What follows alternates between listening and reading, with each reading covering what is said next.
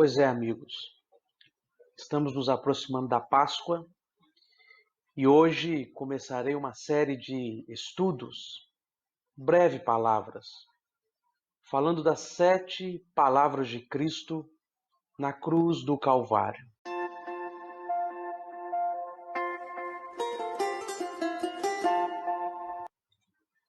É interessante pensar nisto. Os historiadores, por exemplo, relatam que quando um homem estava sofrendo de crucificação, era comum que a única coisa que ele conseguia fazer era blasfemar e amaldiçoar, como se apenas a linguagem torpe pudesse expressar adequadamente a mais vil de todas as mortes, a morte de crucificação. O crucificado só desejava uma coisa: morrer. Ele só pensava numa única pessoa, nele mesmo. Sim, queridos, a mais vil de todas as mortes. Para o crucificado, morrer era lucro, do ponto de vista que o sofrimento era atroz.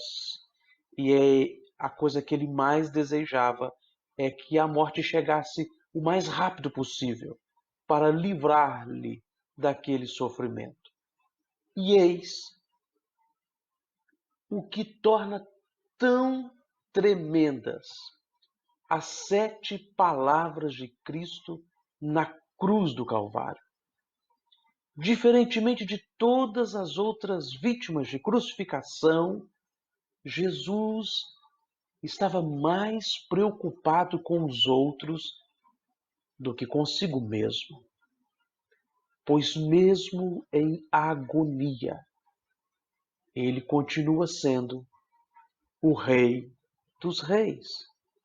Veremos hoje, brevemente, Lucas 23, 33 a 34, um brado por perdão.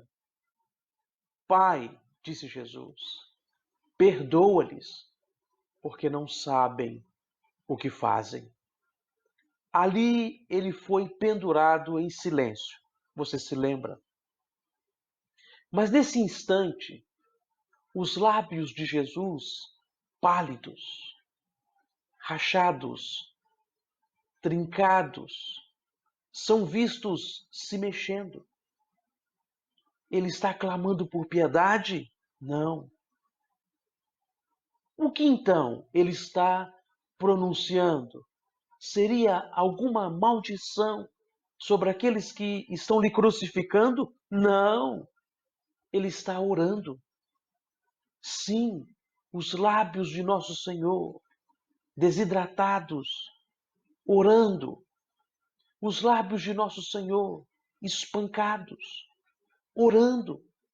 Os lábios de nosso Senhor, sofridos, orando por seus inimigos.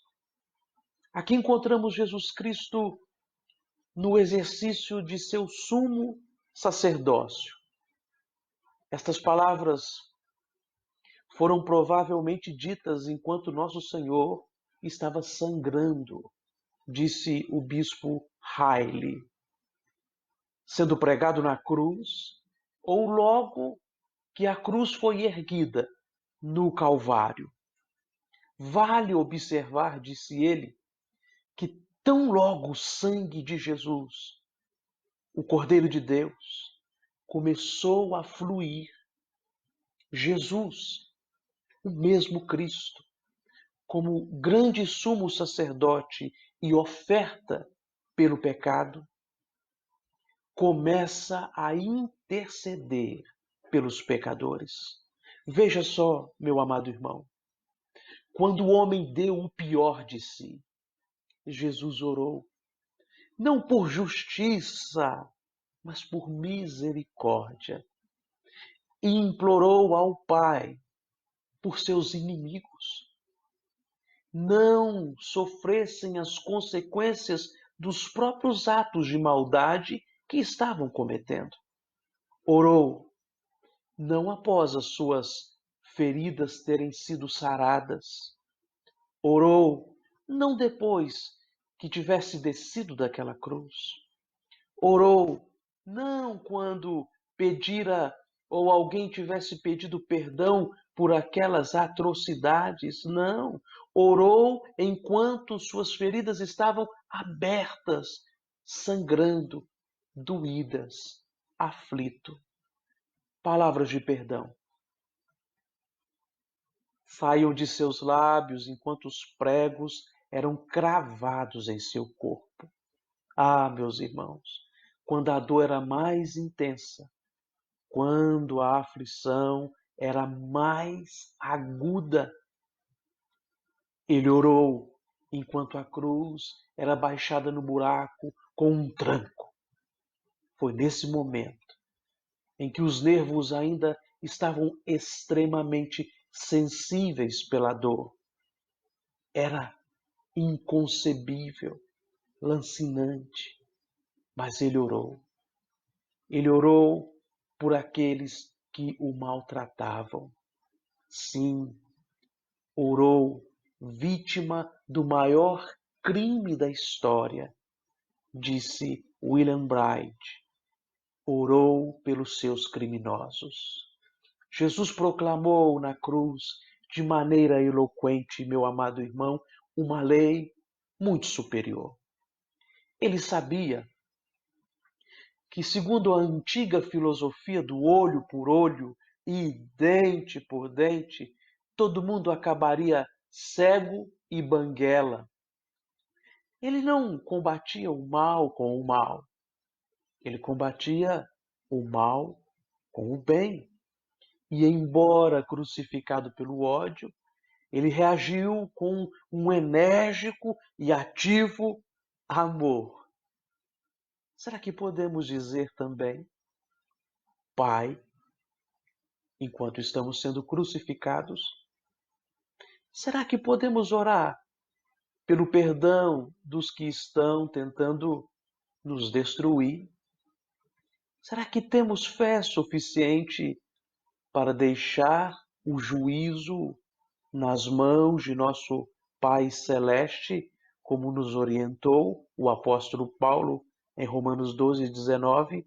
Amados, nunca procurem vingar-se, mas deixem com Deus a ira, pois está escrito: a Deus pertence a vingança. Ele é quem retribuirá, diz o Senhor. Ah, queridos, na cruz, vemos o autocontrole do homem que tinha o poder de destruir tudo o que quisesse. Deus, homem, com um estalo de dedo, aniquilaria a toda a humanidade, mas em vez disso, optou pelo perdão.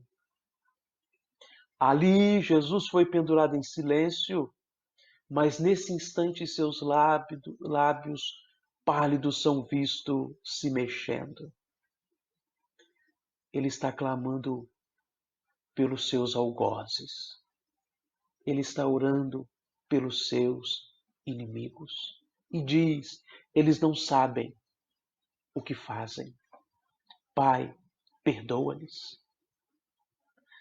Eles ignoravam o delito que estava cometendo? É lógico que não. Judas sabia que estava traindo o amigo. Pilatos sabia que havia condenado um homem inocente. O Sinédrio sabia que havia subornado testemunhas falsas para sustentar as acusações contra um inocente.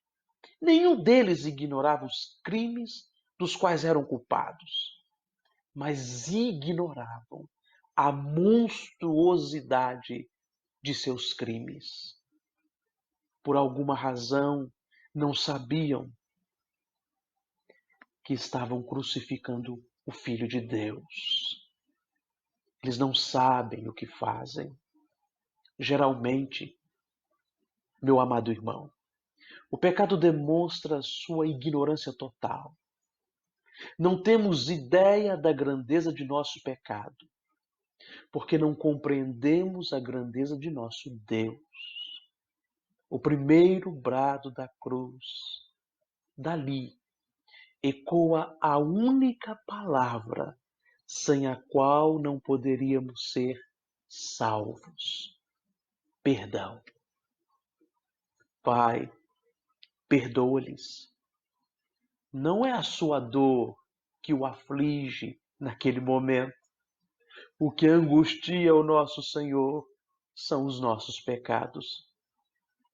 Antes de tudo, a injúria, a ofensa que o pecado faz a Deus. Depois, é o mal que o pecado causa a nós. Queridos, lembremo-nos desta primeira palavra de nosso Senhor e Salvador e nos apeguemos a ela. Daqueles lábios ressecados, desidratados, flui um rio de salvação para irrigar e dessedentar as nossas almas.